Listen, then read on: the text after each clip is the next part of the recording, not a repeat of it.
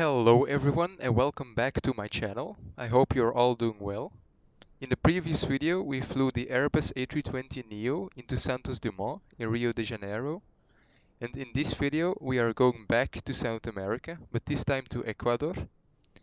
We are taking this Atlas 747-8 to the city of Quito, which, as you may or may not know, is a well-known airport due to its proximity to the mountains and all of the values that aircraft overfly during final approach.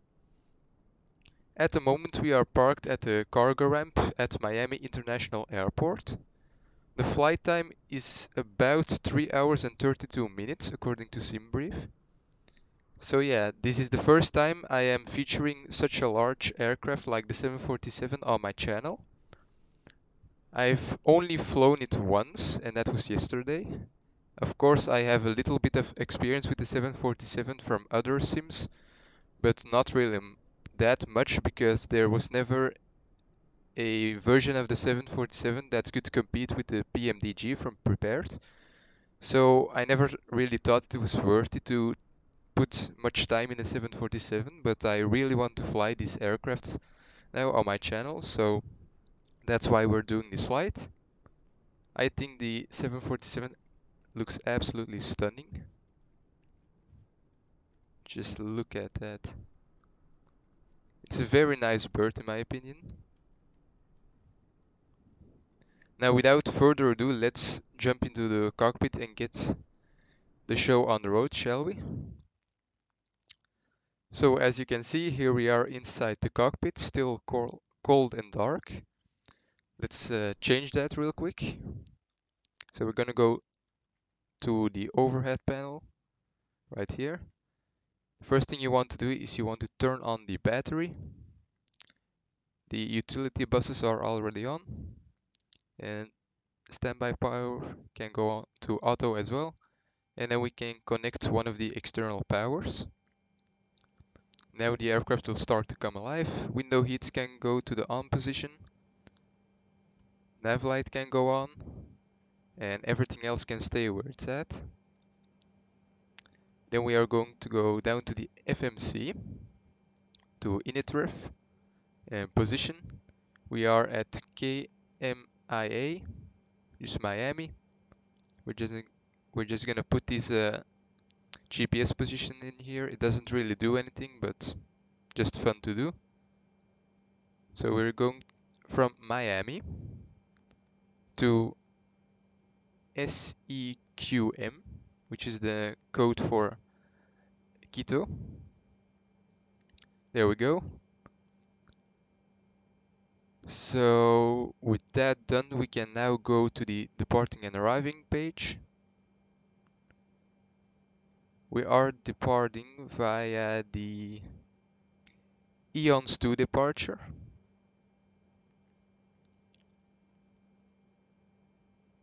From runway 9, if it wants to load in. There we go. Eons 9 from runway 0, Eons 2, sorry, from runway 09. We can execute that. Go to the route page. So from Eons, we're going to fly the A509 airway, or at least that's what we should do. And we're taking that to Ursus.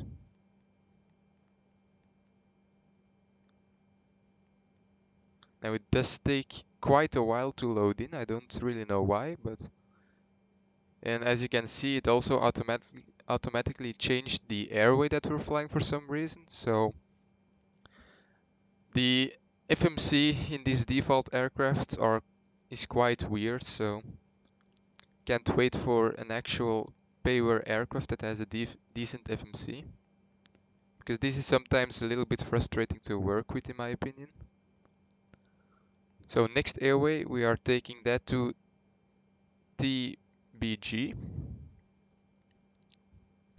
Now last time this took a really long time to load in, so I'm just gonna be a little bit patient now.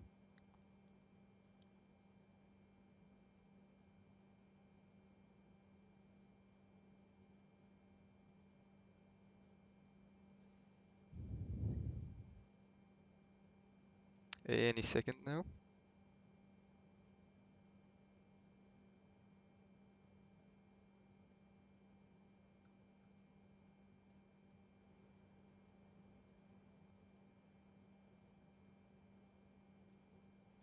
See what I mean? There we go. Now it's in there, but it took a really long time to load in. So yeah, from there we are taking the UM674 airway. Apparently that doesn't exist, so okay, we'll just go to direct to the Quito VOR then. And let me check the coordinates real quickly so that I don't choose the wrong one. Okay, the coordinates should be... Oh, it's the same coordinates, so I'll just take the first one, I guess. Activate, yes. So that's our route. Pretty short one for a flight that does take more than 3 hours, but you know, it's fine. So sorry, I can't speak today. Now that we've done that, we can go to the performance page. I'm not gonna bother with filling any of this in because apparently it doesn't work in this aircraft. I'm immediately going to go to the thrust limit. We are taking off with a flex temperature of 5 today, and we'll just use standard takeoff, which gives us an N1 of 98.9. Then we're going to go to takeoff. I think I'm going to use flaps 15 for today because we are a little bit heavy, but not that heavy for flaps 20. So 15 should get us off the ground normally. So our V1 is 169, VR of 181, that seems very high to me. And a V2 of 203 knots, which is also very high, but we'll just go with it, I guess. So back to the leg page. We can zoom out a little bit on the navigation display. And now we can check if the flight plan is put in correctly.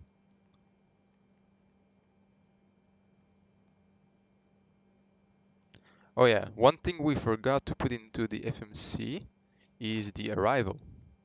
So we'll go back here. We are flying the ILS Zulu for runway 36, which is this one. Execute that. We're not flying an arrival today. And now everything should be in order. Which it is, as you can see. That's exactly what we want to do. So we can put that back into map mode. We can zoom in a little bit. This is a very nice feature of the 747-8 where you can see all of the taxiways. It's really handy during taxi. So we've set up the FMC, we've done the performance. Now we are going to set up the MCP for the departure. So it's a very simple departure. We are just initially going to fly a heading of 092. I'm going to set that here. 092, there we go. Our V2 speed was...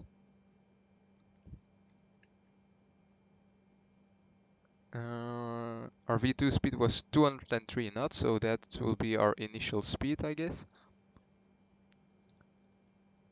So after we fly a heading of 092, we are going to fly that heading until we pass 520 feet. Then we are going to turn towards the Virginia Key VOR. Once we overfly that, we are going to turn to the right to Dickey, then to Shula, and then to Eons. The initial altitude today is 5,000 feet, so we'll put that in as well.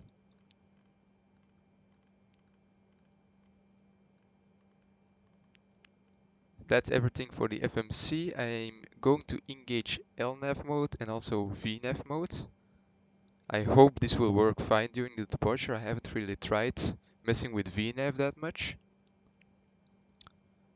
So it remains to be seen if I'll be able to use the thrust mode knob.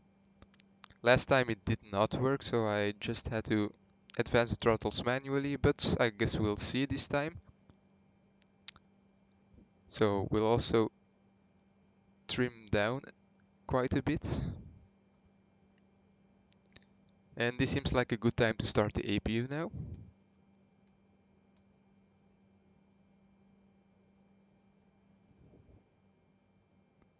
So as you can see, the APU generators are available, so we'll engage those. All of the fuel pumps can go on now.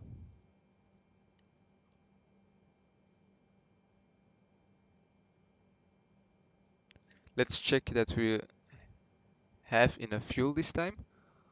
So as you can see, we have 205,000 pounds on board today.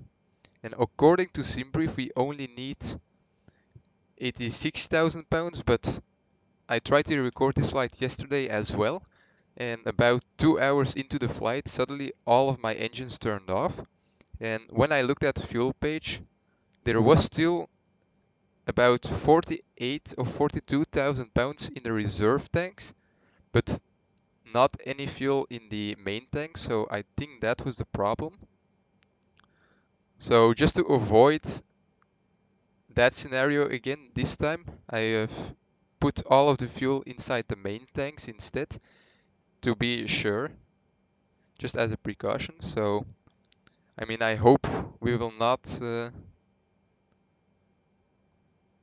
fall short of fuel this flight, I hope. But that would be very weird, as we have almost more than double the fuel needed. So yeah, that shouldn't be a problem. But anyway, guys, I am now going to turn on the beacon light as we are ready to start the pushback. So we'll just turn on both of them.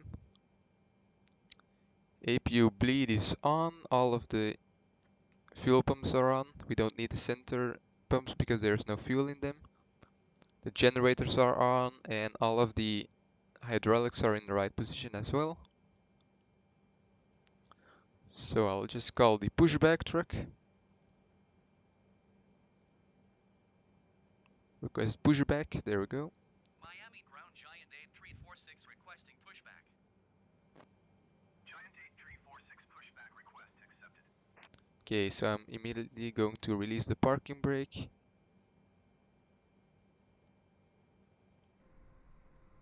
There we have the pushback truck.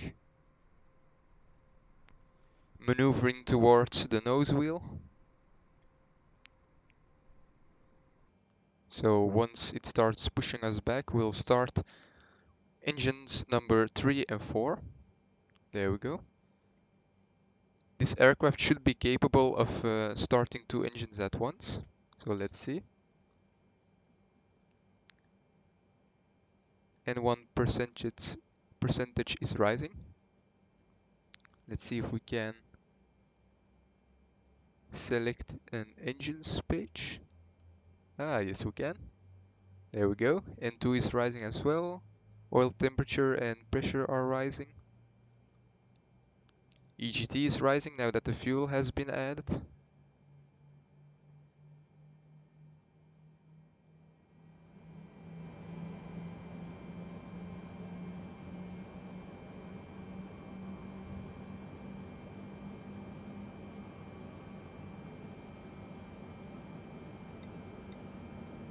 And those clicks in the background, that were the starters cutting out again. But yeah, make sure we don't push back too far. This should be quite far Miami enough. ground Giant 8346 requesting the end of pushback. Giant 8346 request to end pushback received. Okay, so parking brake can be set again. Engines number 3 and 4 have started, so we'll do the same for engine number 1 and 2. And 2% is rising.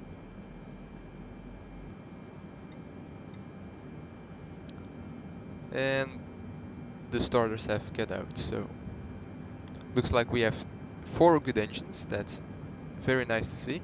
Auto brakes can go to RTO.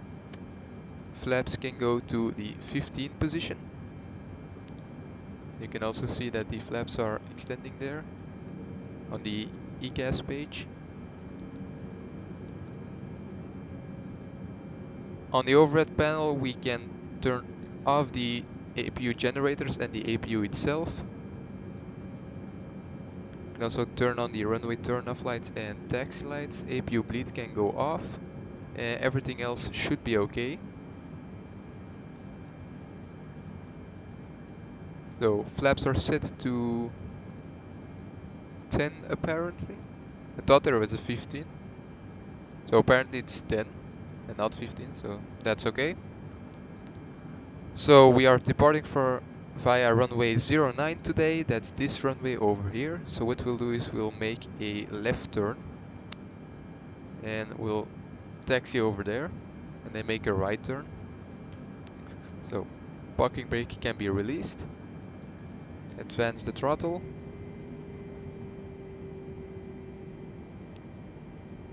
And then we'll try to turn this giant around. It's quite a challenging aircraft to taxi because of its enormous size and length.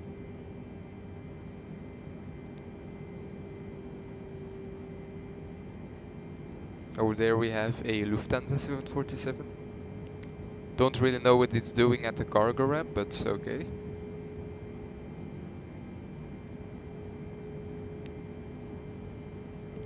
In the meantime, we can also do a quick flight control check while we're at it. Flight controls feel free and correct.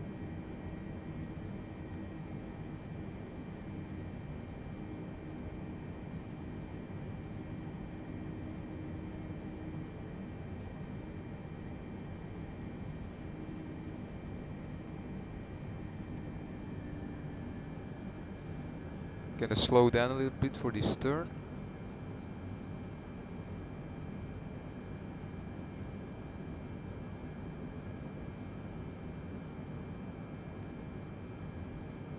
We are going to go via this taxiway right here. First right.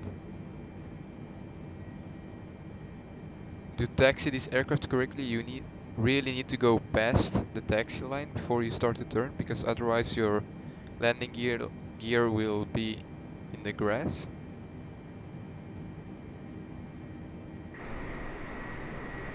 This time we kind of overshot the taxiway, but that's okay.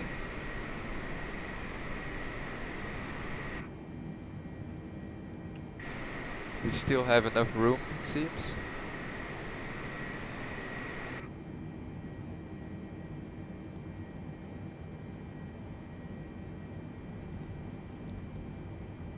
A bunch of A320s over here. There we have a Brussels Airlines A319 or A320, I don't know. It's probably the A320neo. But yeah, that's not an aircraft that you would normally find in Miami, but you know, doesn't really matter that much. Another 747-8 from Lufthansa, again at a cargo ramp for some reason. As you can see, this aircraft does tend to accelerate real quickly, so we'll just slow down a little bit. We don't need to go 44 knots on a taxiway.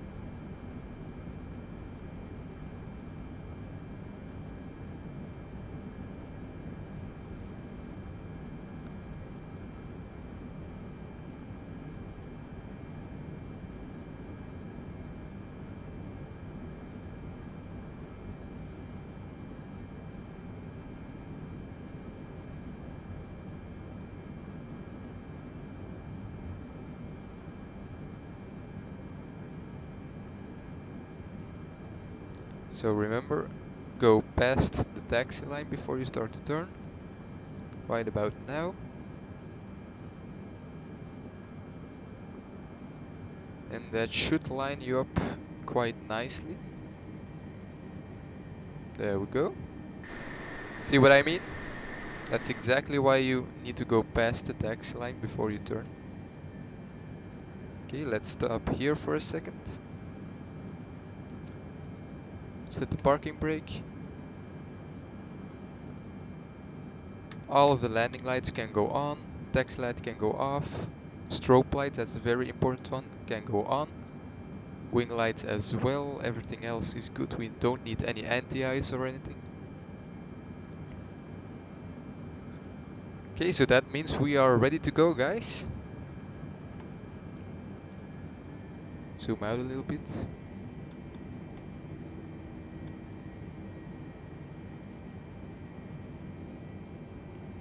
Clear to the right. And clear to the left. The wind is coming from 090 degrees, so that's nice little headwind.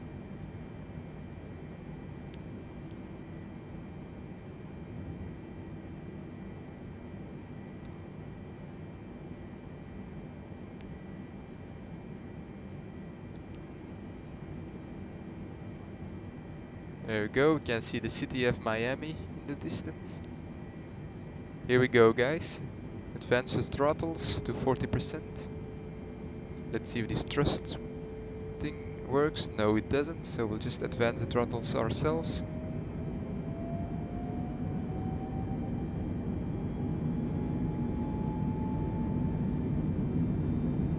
Takeoff thrust is set. 80 knots, release the forward pressure.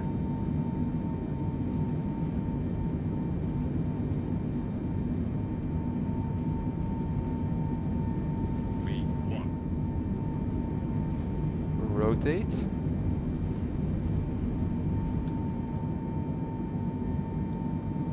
Positive rate, gear up. 346, you were not cleared to take off. Yeah, doesn't matter. In real life it does, but when you're not flying online, why even bother with ATC? So we are just accelerating to our V2 speed.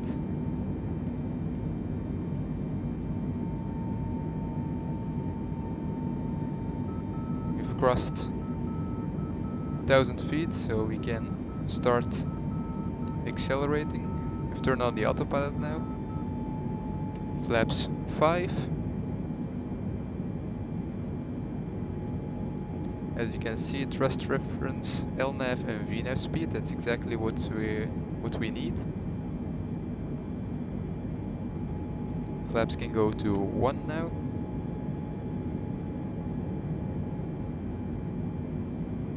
The aircraft is apparently that heavy that you can't retract the flaps fully before 10,000 feet, because as you can see, the up thingy is at 270 knots approximately, which means you can't retract the flaps safely under that speed.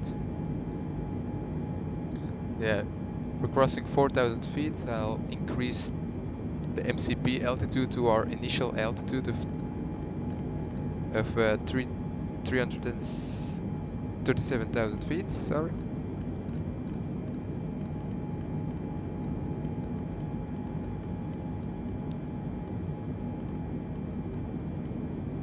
There we go.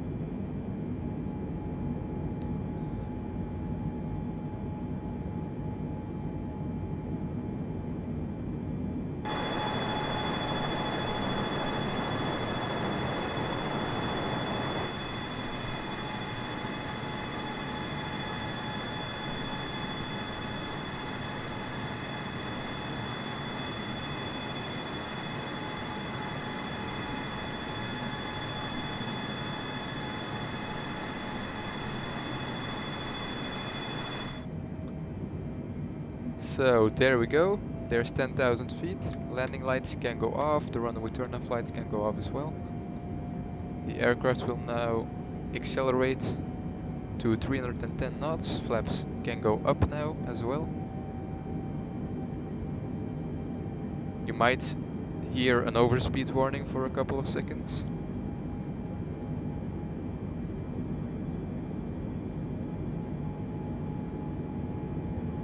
As you can see, the speed reset there for a second, because the aircraft was descending instead of climbing, and now it's doing all sorts of weird things.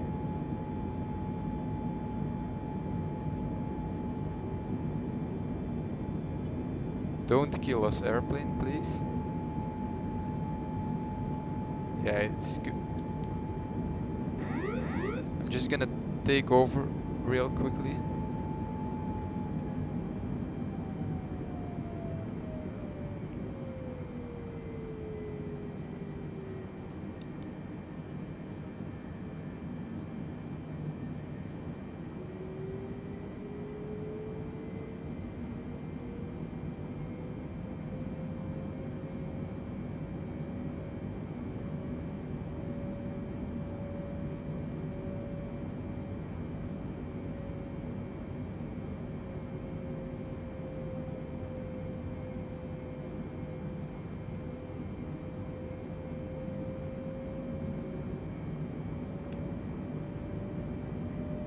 Okay, I think if I engage the autopilot now, it should start flying normally again.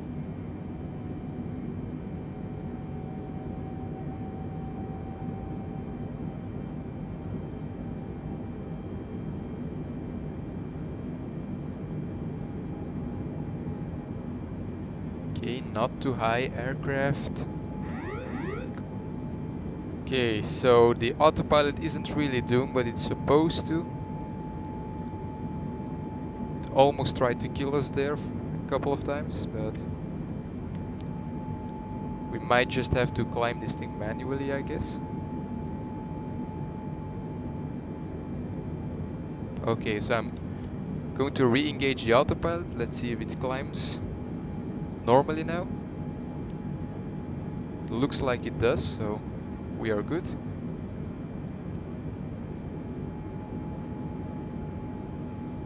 So that just proves my point why I'm really looking forward to a pay-per aircraft, because this is not really enjoyable when it comes to flying. If the aircraft doesn't do what it's supposed to do and does weird things like climbing at 8,000 feet per minute or something like that. So yeah, I can't wait for the CRJ that was supposed to release for Microsoft Flight Simulator. I don't know when it's due to release, but I hope very quickly.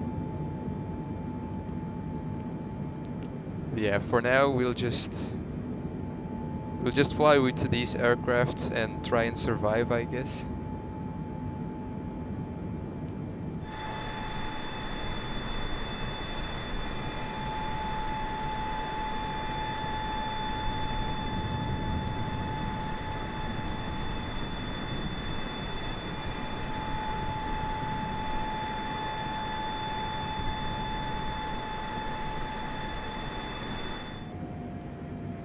So here we are. The aircraft is about to level off at flight level 370. Or at least that's what it should do. I mean, we'll take a look what it does. Doesn't seem like it's doing anything crazy, so that's good.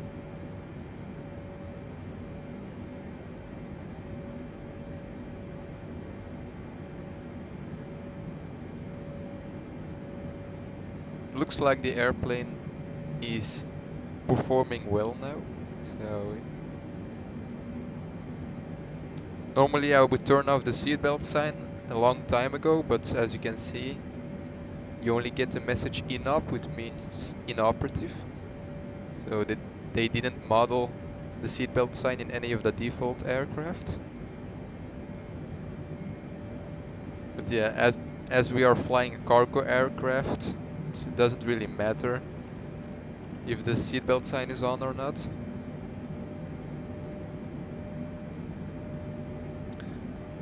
So yeah, guys, we still have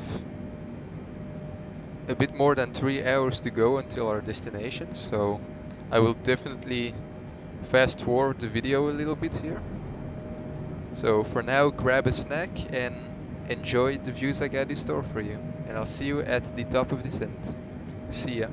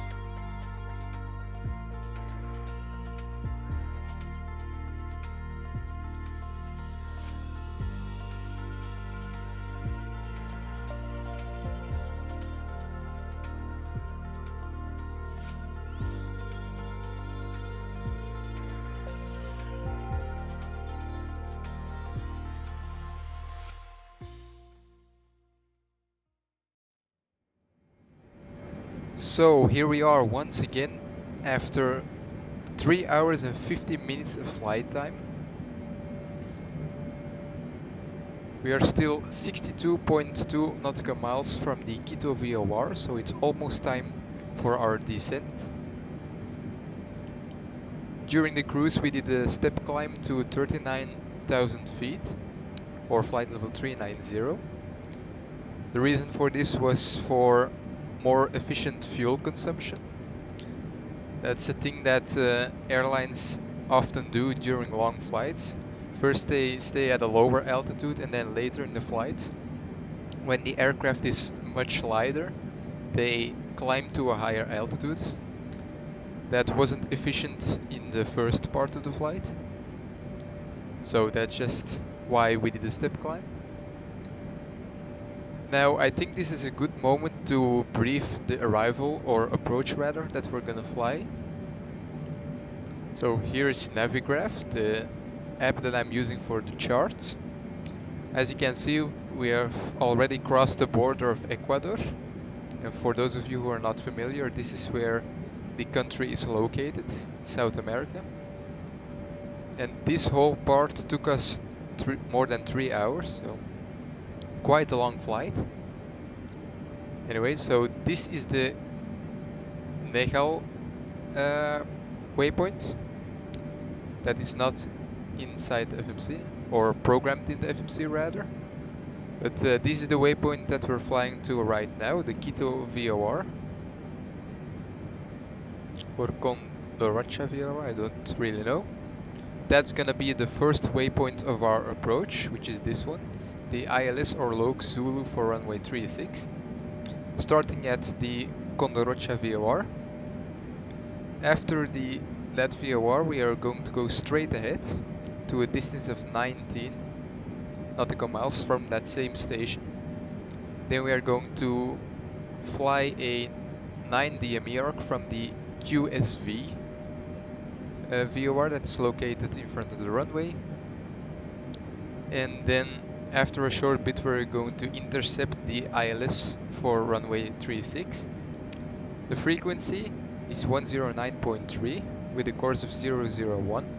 So we're gonna put that in the MCP in a short bit.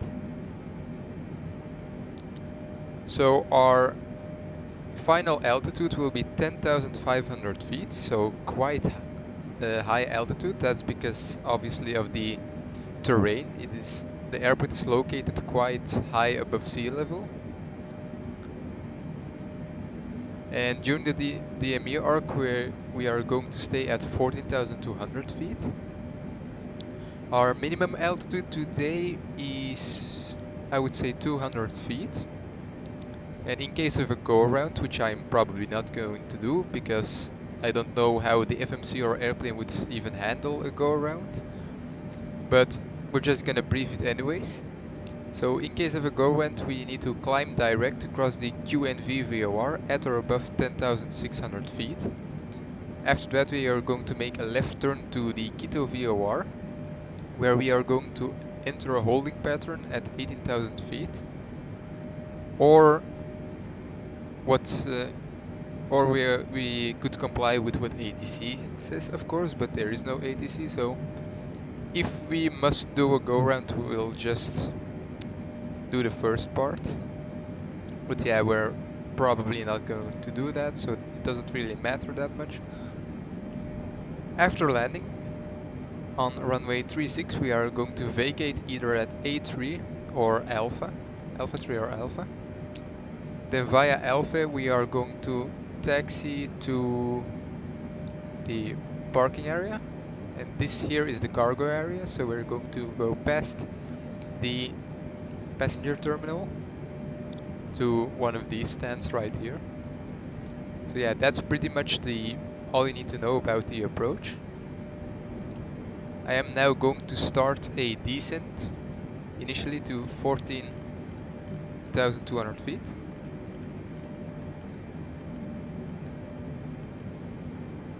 I'm gonna zoom in a little bit as well.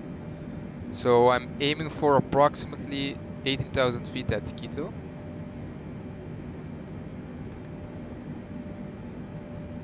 Let's see if the aircraft will descend properly.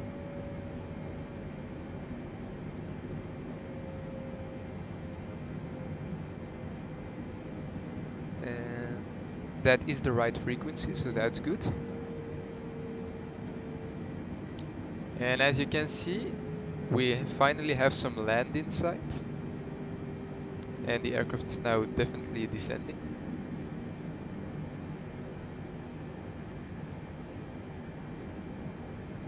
Quito is somewhere in this area, right here. We may or may not have, yeah, we descended a little bit too late, just a little bit. So what I might do is I might do a 360 just to lose some altitude, because I don't think we're gonna make this altitude restriction, so that's probably what I will do. So quickly go to heading select, and we are going to turn this aircraft around.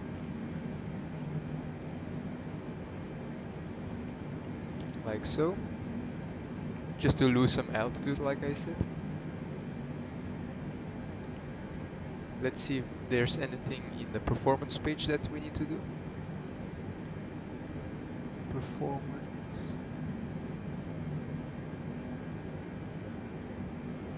Approach. So we are using flaps 30 today, which gives us a VRF of 141, I guess. And we have 4,090 meters to get this aircraft to stop. So that's good.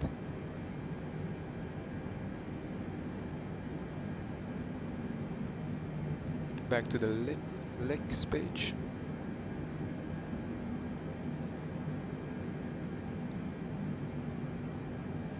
So yeah, the aircraft is still descending.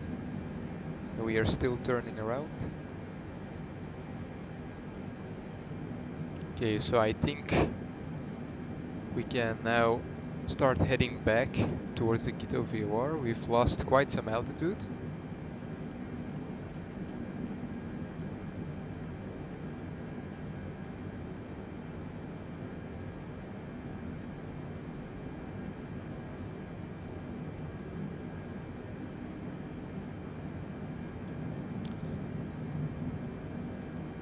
Looks like we still have more than enough fuel on board. Not as much as I initially had expected, but you know, the aircraft was much heavier than SimBrief anticipated, so that's probably why we also burned way more fuel than SimBrief told us. But yeah, we still have more than enough fuel, so that's fantastic.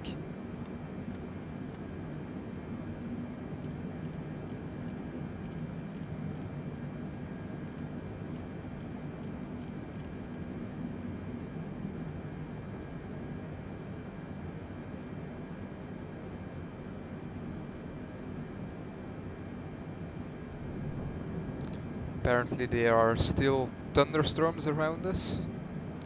Don't think that's very realistic, because every time when I use live weather, no matter where I am or when I'm flying, there's always lightning in our vicinity, so I don't know what's up with that.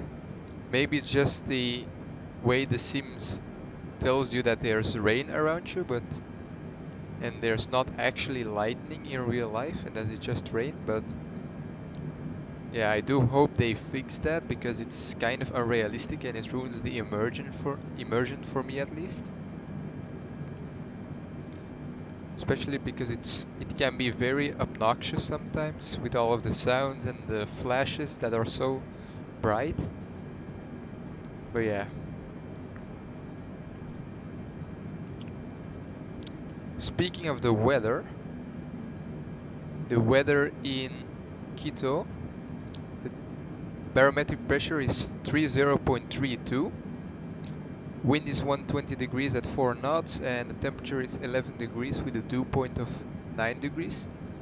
And we have few clouds at 300 feet, but that's way below the airport, and also broken clouds at 30,000 feet. And We have good visibility at the airport, more than 10 kilometers, so that's good.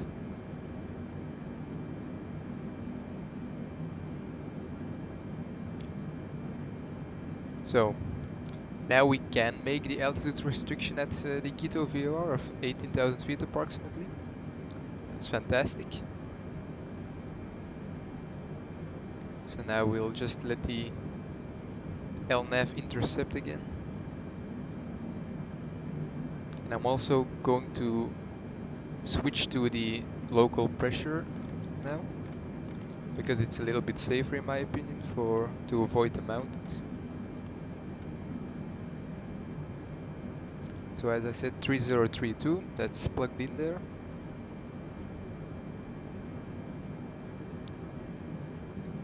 And we are at 18,000 feet now. Okay, so I am going to shallow out this descent quite a bit. Reason why is because we are already almost at 14,000 feet, and we are only supposed to be there at the DME arc. So just going to shallow out the descent a little bit. As you can see by the airplane shaking about a little bit, it's a little bit bumpy outside. Yeah, we can. I think that's the airport right there, if I'm not mistaken. Don't know about any other airports in the vicinity, so that must be it then. Or maybe there is another airport, because on the navigation display the airport is more like in that area. So yeah, we'll see. That might just be another airport. Oh yeah, we can also engage LNAV again.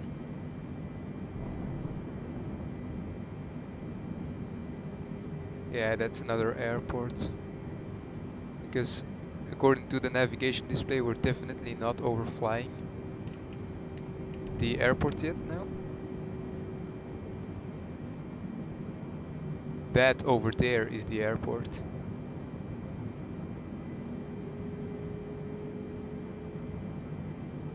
So we're gonna keep an eye on those mountains and these mountains over here. Terrain radar is quite handy in a situation like this.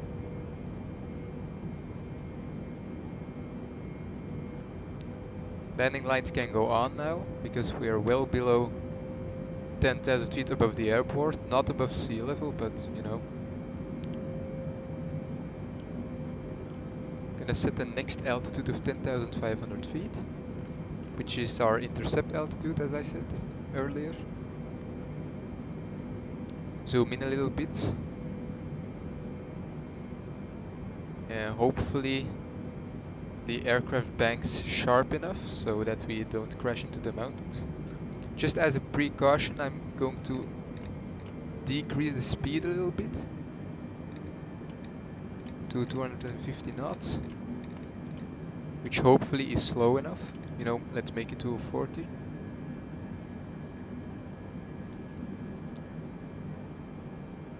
Because an aircraft that travels faster is also harder to turn. So that's the reason why I'm decreasing the speed a little bit, just to make sure we don't crash into those mountains, which is obviously not what we want.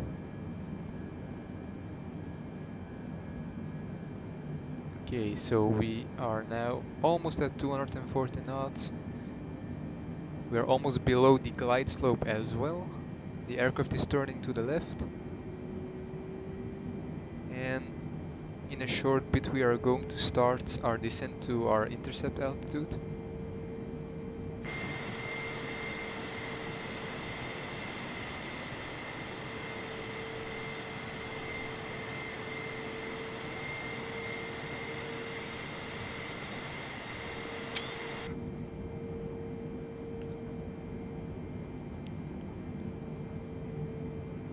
Okay, let's descend.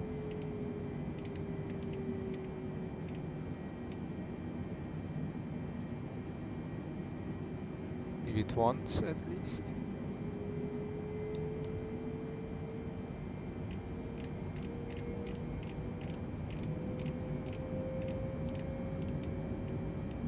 That should do it.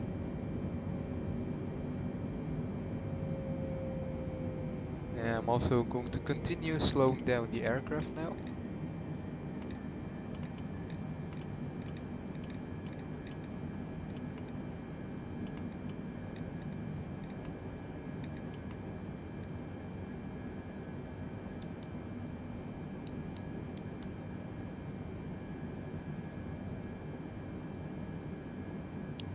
Increase the descent quite a bit now.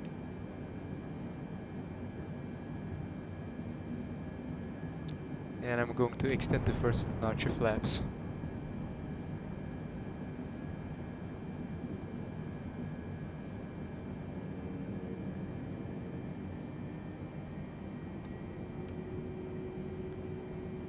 Spoilers should be armed.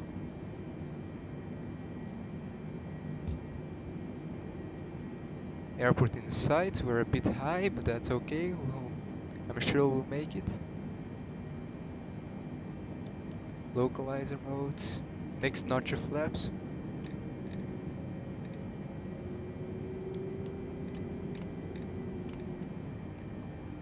Let's just take manual control of the throttle. And I'm also going to take manual control of the aircraft now, just to increase the descent rate.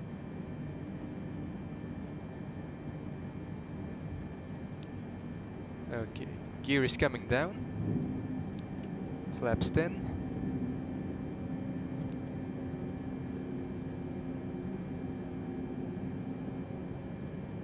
We are a bit to the left of the runway, it seems.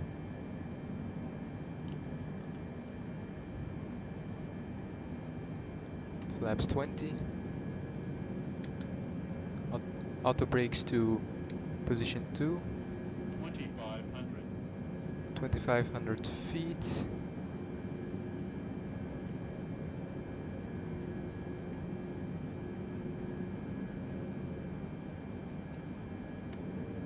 And flaps 25, and then we'll immediately go to flaps 30.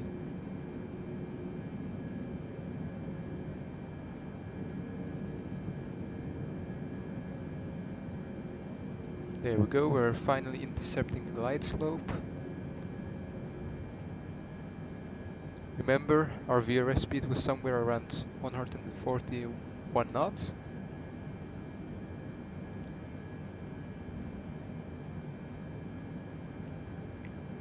We are stable.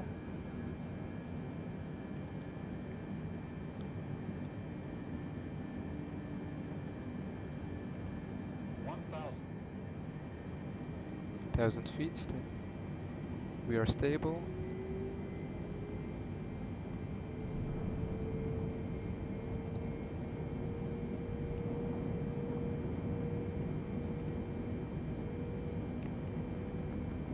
We've got the runway in sight.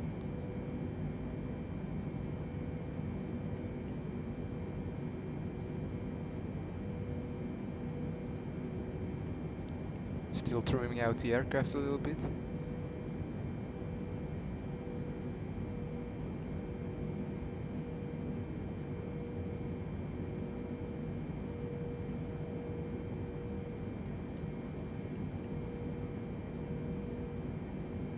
It's a little bit bumpy. Probably because of the valley we are right above. 500. Okay. 400.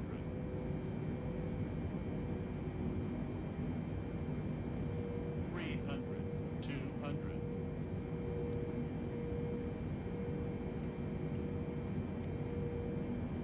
100. 50. 40. 30. Down. 20. 10. Come on. And we are down.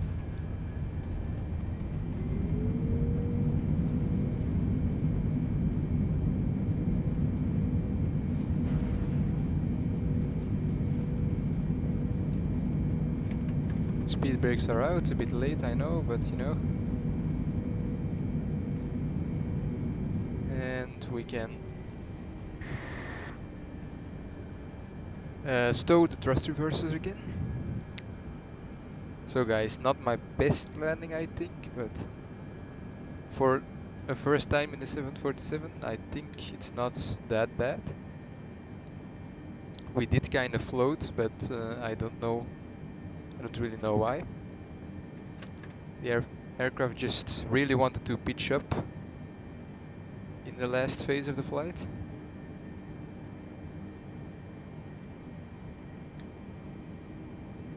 So we can vacate the runway right here.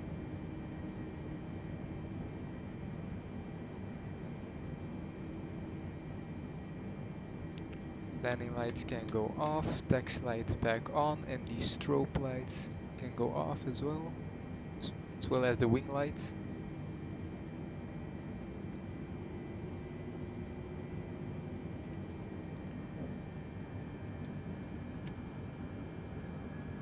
Okay, for some reason, oh, there we go. The thrust reverse is very weird in this sim.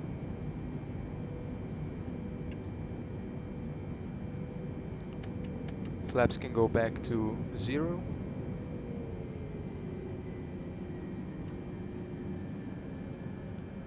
Very tight turn coming in.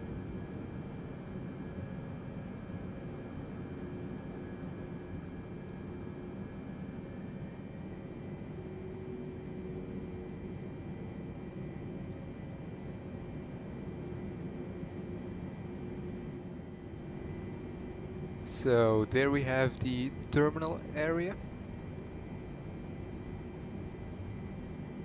It's supposed to be the cargo area, so we'll continue on this taxiway. Flaps are up as you can see. In the end we still have 61.2 thousand pounds of fuel on board, which is more than enough.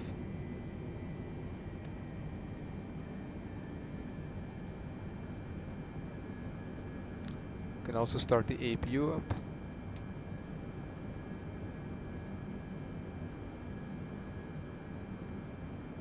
And we'll make a right onto this taxiway and then an immediate left turn.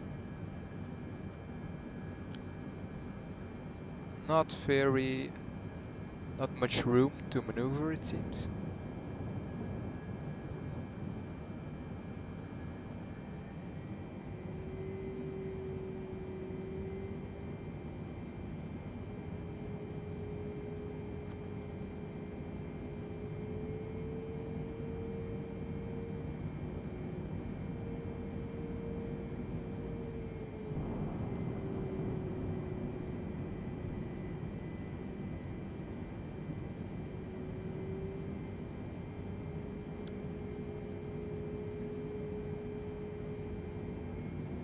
Okay, runway turn off lights and taxi lights can go off now. We're at the terminal area.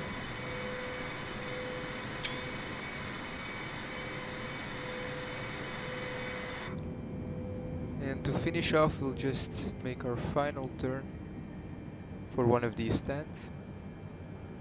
Not gonna take that one because that's quite a weird terrain thing that's going on there. So we'll just use this last one right here. It looks like we have a marshaller that's gonna guide us in.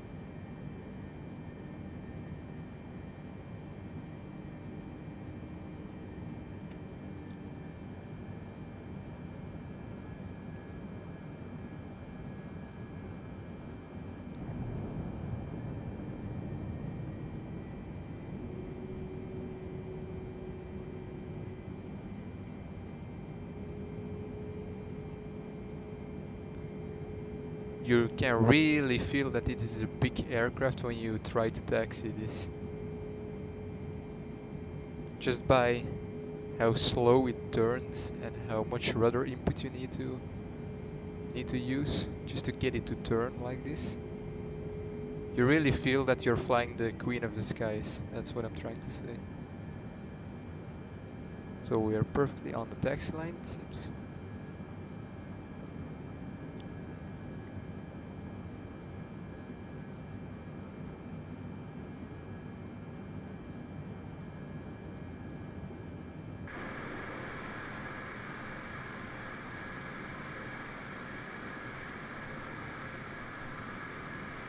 There we go.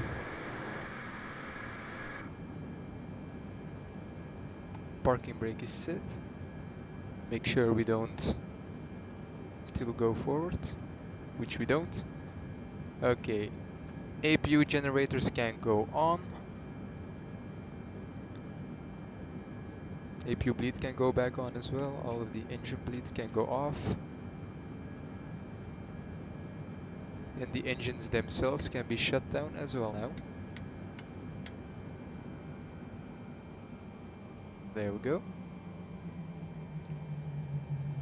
So guys, I want to wish you a very warm welcome to Quito in Ecuador.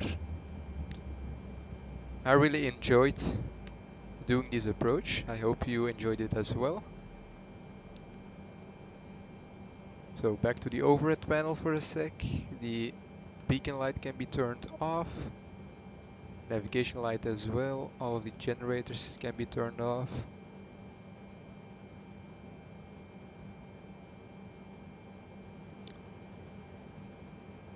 So yeah, let's see if we can do let any ground service do their thing. V1. Let's request a ramp correction, Ground ramp Giant connection, 8346, could you please send a ramp? so that we can obviously leave the aircraft and we don't need to stay here for the night. And we can also, I don't think that the baggage service is going to work. Ground Giant 8346, could you please send the baggage? Giant 8346 baggage is on the way. Nice. So the baggage does work. Yeah, here you can clearly see the bank of the ramp. If we didn't engage the parking brake, we would go right into this sort of terminal area. So guys, that's going to be it for today's video. If you enjoyed it, be sure to smash the like button and subscribe to my channel for more interesting videos. Also, don't forget to click the little bell icon so that you are always notified whenever I upload something. If you have any questions related to Flight Simulator or aviation in general, they are always more than welcome in the comment section below. I also regularly post screenshots of this beautiful sim on my Instagram account, so by all means feel free to go and follow me on there as well. But yeah, that's gonna be it for this video, guys. Apparently the stairs are already going away, so that must mean the pilots exited the aircraft. But yeah, anyway guys, I will see you guys in the next one. Have a good day. So yeah, see ya.